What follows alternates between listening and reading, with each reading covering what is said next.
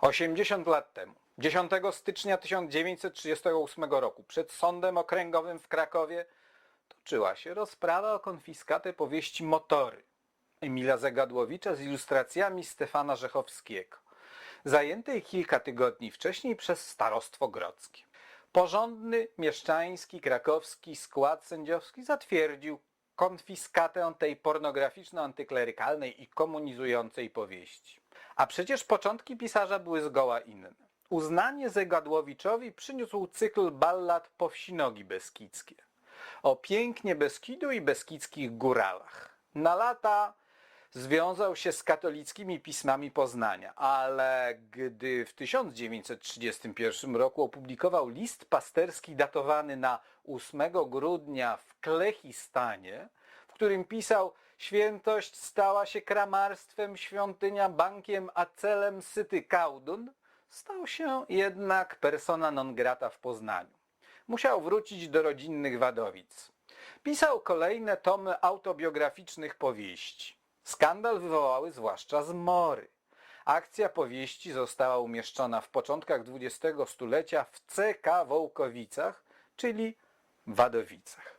Zegadłowicz napisał ostrą satyrę z antyklerykalnymi wątkami na prowincjonalną umysłowość, zamkniętą w małostkowości i fałsz. Zmory zostały potępione z ambon w kościołach archidiecezji krakowskiej, a Karta Kuratorium kategorycznie nakazało wycofanie z bibliotek szkolnych książek Zegadłowicza. Pisano o nim w następującym tonie: autor nie jest Polakiem, lecz rasowym mieszańcem. Jego niepolską z gruntu powieść przyjęło oczywiście z entuzjazmem żydostwo. Zwłaszcza, że powieść bardzo bliska jest żydowskich ulubień. Jeszcze gorzej było z jego następną powieścią Wspomnianymi motorami. Powieść opublikowano 13 listopada 1937 roku, a już 2 dni później ogłoszono jej konfiskatę i rozpoczęto postępowanie sądowe. Autorowi postawiono zarzuty wyszydzania państwa i narodu polskiego oraz szerzenia pornografii.